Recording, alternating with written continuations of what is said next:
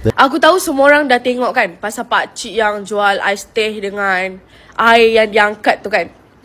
Lepas tu, semalam aku menangis sebab aku bayangkan kalau bapak aku kena macam tu. Kalau bapak aku kena macam tu, dia dah tak selamat tau aku buat. Kau tahu tak? Kalau bapak aku yang kena macam tu. Aku ni bukanlah bagus sangat. Aku pun banyak dosa. Tapi aku tak sampai hati untuk cakap dengan orang yang berumur macam tu, kau tahu tak?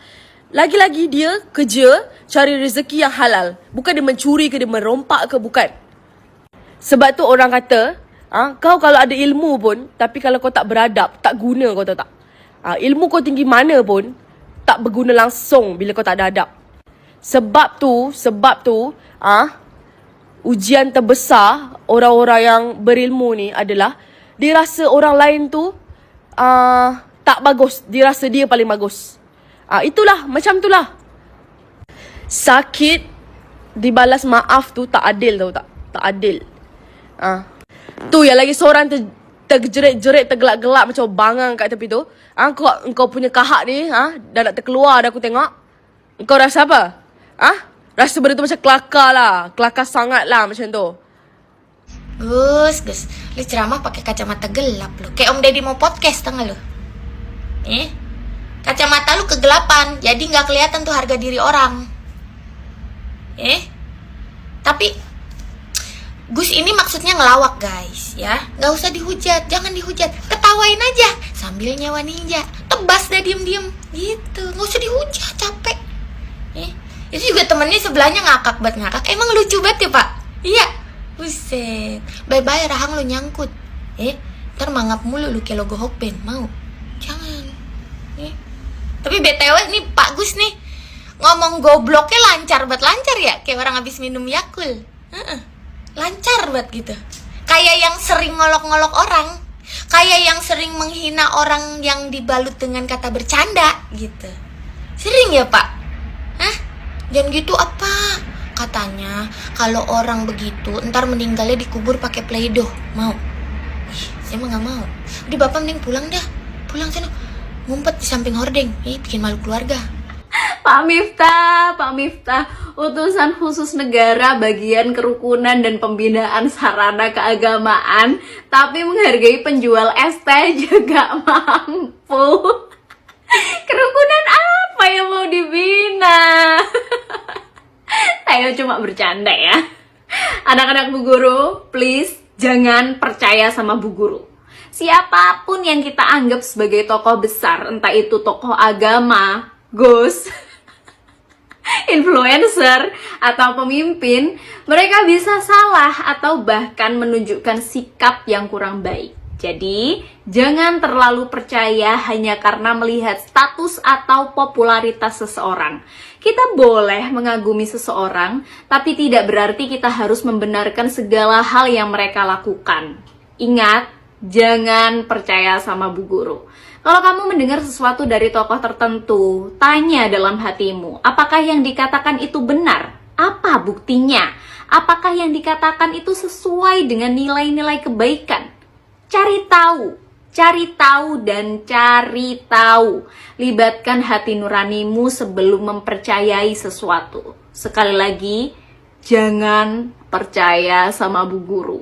Gunakan akal dan hatimu untuk berpikir dan merasa. Sekarang bantu Bu Guru untuk berpikir. Kira-kira utusan khusus negara baiknya diutus kemana ya? Siapa yang shock ngeliat videonya yang katanya pemuka agama tapi ngata-ngatain orang yang lagi nyari nafkah untuk keluarganya digoblok-goblokin di muka umum.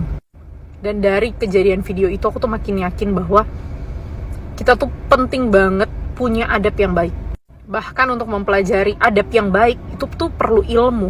Karena kita tahu gitu, adab itu adalah cara bagaimana kita melakukan sesuatu. Contoh misalnya adab kita berwudu, adab kita tidur, adab kita makan, dan adab kita mentransfer ilmu yang kita punya.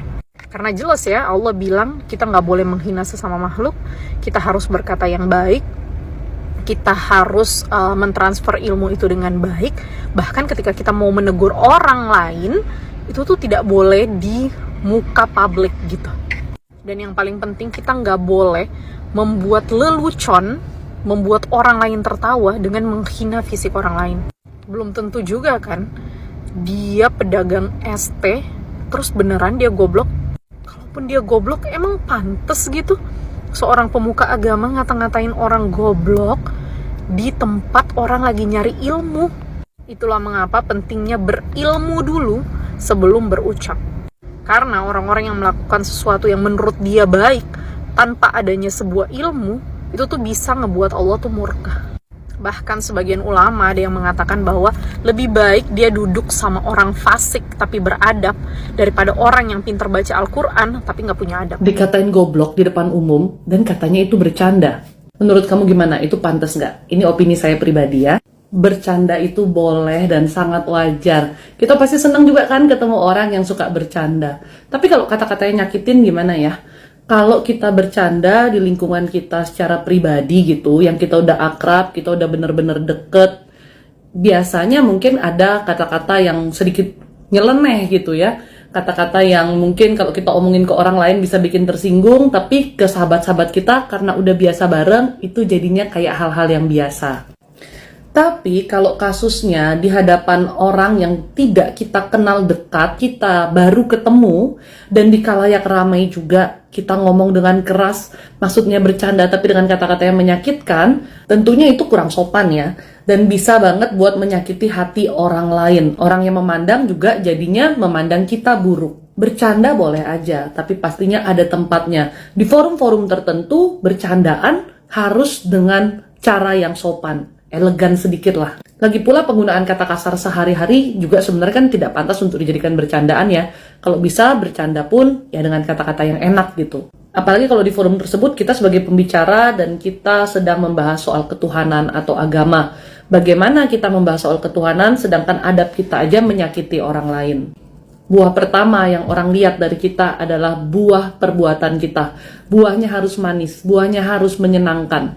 Jangan sampai buah perbuatan kita ketika kita bicara soal ketuhanan malah menyakiti orang lain. Tidak seperti mencontohkan kasih Tuhan. Dari setiap cerita pasti ada pelajarannya. Jadi semoga kita semua bisa berhati-hati dalam bercandanya. Jangan sampai bercanda kita justru membuat hati orang lain terluka. Besar banget nontonin si bapak-bapak ST ini ya. Mendingan gak usah nyinyir deh guys. Langsung aja beli tuh ST bapaknya kalau rumah lu deketan di sana ya. Plus, sadar gak? Bapak ini adalah satu dari sekian banyak ayah, bapak di luar sana yang rela menanggalkan semua rasa gengsinya, keluh kesahnya, keringatnya hanya untuk pulang bawa uang bagi anak dan keluarga. Kita sebagai anak udah appreciate belum sih dengan kerja keras ayah kita? Sebagai istri, sudahkah kita mengasihi dan menghormati suami yang menjadi kepala keluarga banting tulang ini? Dan para ayah di luar sana, terima kasih karena terus berjuang buat kami, anak-anak dan juga keluarga.